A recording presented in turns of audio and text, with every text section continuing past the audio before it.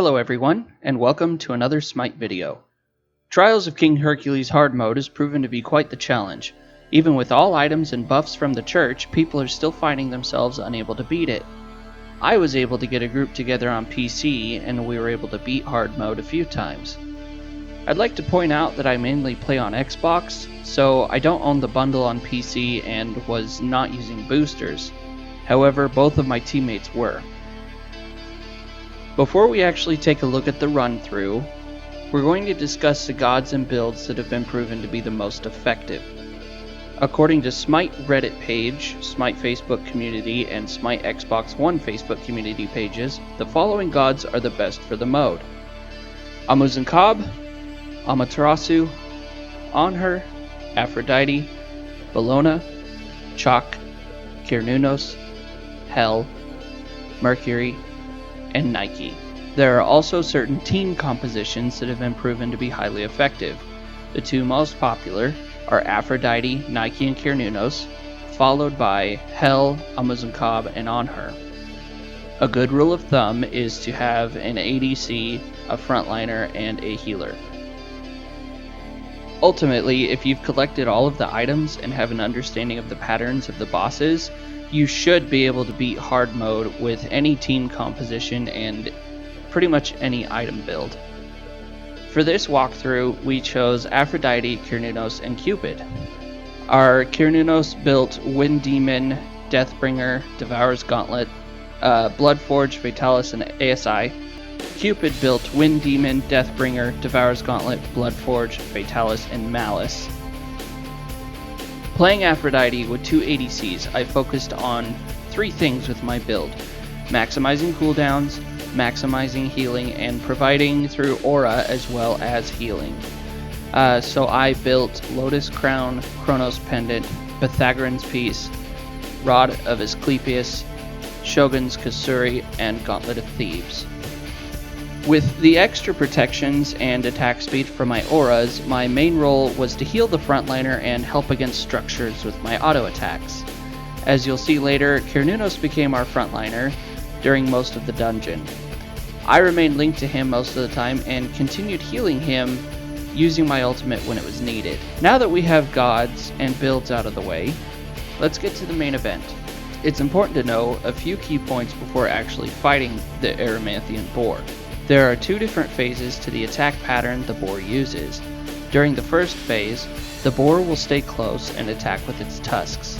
Once it strikes 3 times, it will perform a sweeping attack and throw whoever it hits to its left. If you get knocked into a cave, then smaller boars will come out of the cave and begin attacking you.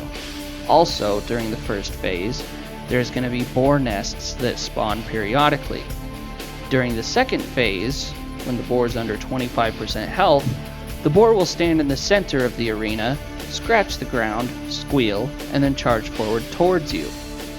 This attack does a lot of damage. Now that you know the pattern, here's the strategy.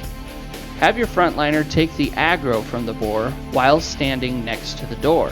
The frontliner needs to make sure the door is directly to their right so the boar doesn't throw them into a cave. Have the healer focus the frontliner for healing. Healer and ADC need to be further away from the boar so they don't draw aggro. When a boar nest spawns, ADC and healer have to focus the nests and destroy them as soon as possible. If you're the healer, make sure you don't break the link, or make sure you continue to focus on the frontliner with your healing. During phase 2, make sure to keep distance from the center of the stage, but stay close enough to hit with your basic attacks. If you see the boar targeting you, immediately run to the side when it snorts and you should dodge the attack. Learning the timing for this is hard, although knowing that you can usually take this hit twice before dying is comforting. The next trouble is what I like to call the spider cave. This area is more difficult for me to give advice on, but I'll do my best. Firstly, make sure you have one person constantly putting themselves between the spiders and the other two teammates. Also, make sure your healer is focusing on the frontliner. If you're choosing a warrior or guardian as your frontliner, you still need lifesteal in the build. Secondly, Anytime there's a large spider present in the swarm, focus that one. Just 2 of these can melt away the HP of an ally if you don't react quickly enough. Also, be mindful of when you're using your ultimates. Playing Aphrodite with full cooldowns, you should be able to ult 3 times within the cave. Once for each wave with large spiders. Whatever you do, make sure you have your ultimate ready for the final rush of spiders or you will have a difficult time. As you should know from completing easy mode, the Nemean Lion follows the spider cave. In my opinion, the Nemean Lion has a more obvious pattern to defeating it, and it's easier than the boar. However, there's less room for error. The pattern remains from easy mode. The lion is sleeping when you enter. Destroy the first pillar, and it will stun the lion, leaving you able to damage it at full power. Once the lion regains itself, it roars, then follows a person attacking them. Knock down the next pillar, rinse and repeat. There are a few things to keep in mind when fighting the lion in hard mode. The roar will absolutely kill you in 2 ticks, and the damage has a large area of effect and the ticks are very close together. Unless you have a dash or Aphro ult, you better not be in front of it when it roars. Make sure you have 1 person drawing aggro from the lion, and make sure they're keeping it far enough away.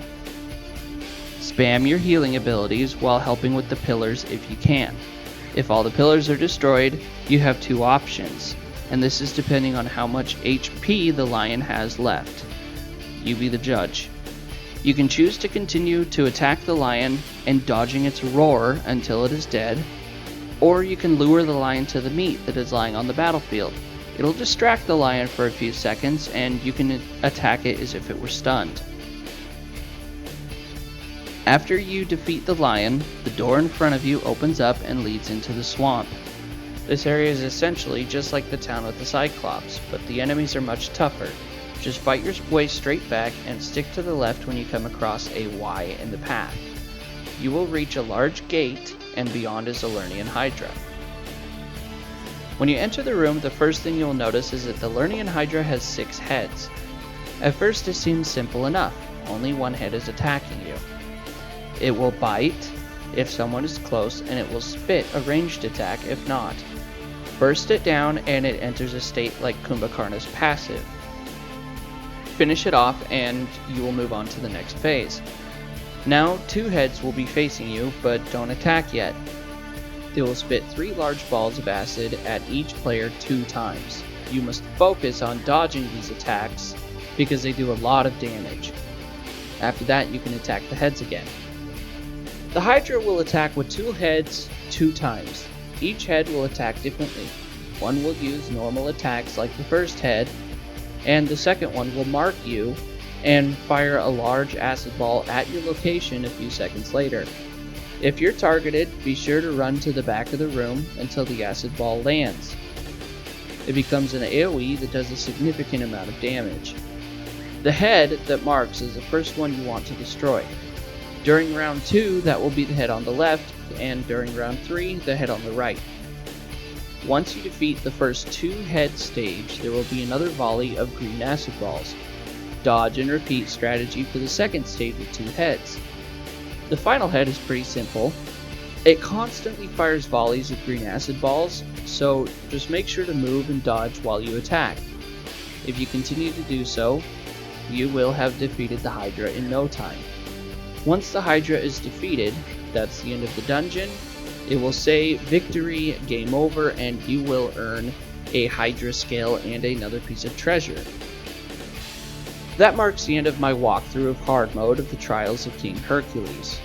Just remember, if you memorize the patterns of each of the bosses, then you can complete it with any composition, but there are gods that make it much easier. I hope that these tips help, and I hope my explanations were clear enough. Good luck to you on your grinding. My name is Aquilvin Exchange, and I will see you in the next video. Bye bye.